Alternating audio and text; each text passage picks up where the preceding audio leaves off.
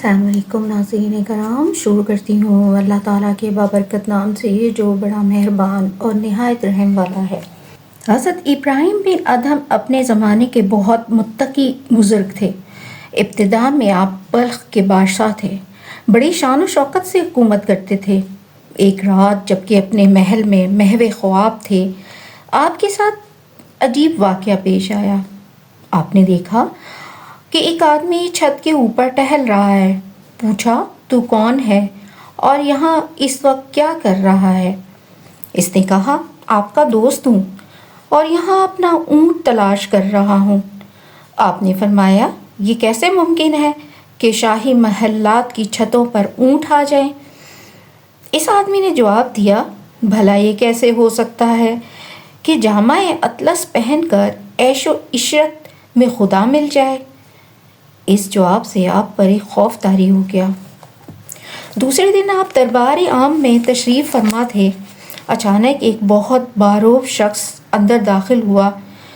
دربار میں سے کسی کی جرت نہ ہوئی کہ اس سے اس طرح گستاخانہ طور پر اندر آنے کی وجہ پوچھے۔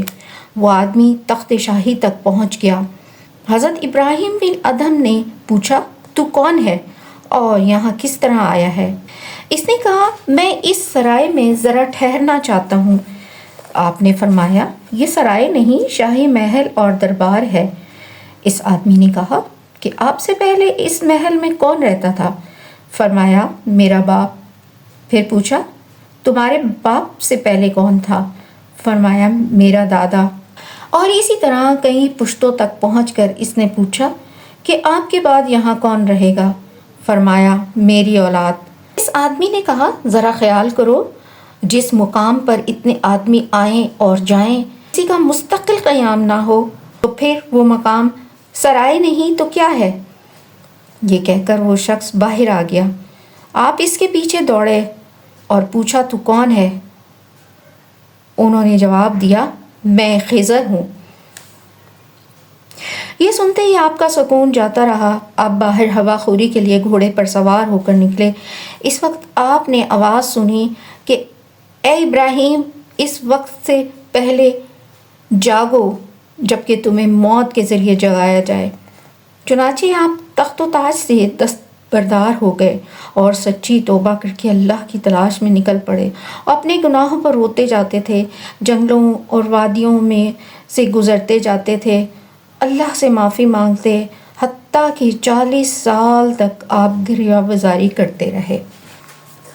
توبہ کے لفظی معنی ٹوٹنے اور رجوع کرنے کے ہیں۔ اس کا مفہوم یہ ہے کہ انسان اللہ تعالیٰ کی نافرمانی چھوڑ کر اطاعت کی طرف لوٹے، اور اطاعت یہ ہے کہ انسان اپنی عملی زندگی میں احکامات جو ہمارے سامنے شریعت کی صورت میں موجود ہیں ان پر عمل کرے اور نافرمانی کو چھوڑ دے۔ حضرت علی رضی اللہ تعالیٰ عنہ کا قول ہے کہ ہمارے لیے 2 امانتیں ہیں، ایک نے پردہ کر لیا یعنی حضور نبی کریم صلی اللہ علیہ وآلہ وسلم، اور دوسری قیامت تک ہمارے ساتھ ہے یعنی توبہ۔ اگر یہ بھی نہ رہے تو ہم ہلاک ہو جائیں۔ حضرت علی رضی اللہ تعالیٰ عنہ کے اس قول سے بات واضح ہو جاتی ہے کہ توبہ ہی دراصل انسان کا ذریعہ نجات ہے۔ حضرت ابو سلیمان رحمۃ اللہ علیہ سے حکایت ہے، وہ فرماتے ہیں کہ میں ایک قصہ خواں کی مجلس میں جایا کرتا تھا۔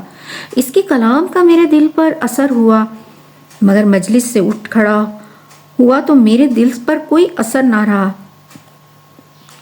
میں دوبارہ اس کی مجلس میں گیا اور اس کا کلام سنا تو میرے دل پر اس کا اثر تمام راستے بھر رہا مگر پھر زائل ہو گیا۔ تیسری بار پھر گیا تو اس کا اثر گھر پہنچنے تک قائم رہا۔ چنانچہ میں نے مخالفت کے سارے آلات توڑ ڈالے اور طریقت کی راہ پر لگ گیا۔ اس کے بعد انہوں نے یحییٰ بن معاذ کو یہ حکایت سنائی تو فرمایا، ایک چڑیا نے کونچ کا شکار کر لیا۔ چڑیا سے ان کی مراد قصہ خواں تھا اور کونچ سے مراد حضرت ابو سلیمان رحمۃ اللہ علیہ درانی تھے۔ حضرت حفظ حداد رحمۃ اللہ علیہ سے حکایت کی جاتی ہے، وہ فرماتے ہیں کہ میں نے کئی بار اپنا پیشہ چھوڑا مگر پھر وہی پیشہ کرنے لگ جاتا، آخر اس پیشے نے مجھے مجبور کر دیا اور اس نے مجھے چھوڑ دیا، جس کے بعد میں نے وہ کام کبھی دوبارہ نہیں کیا۔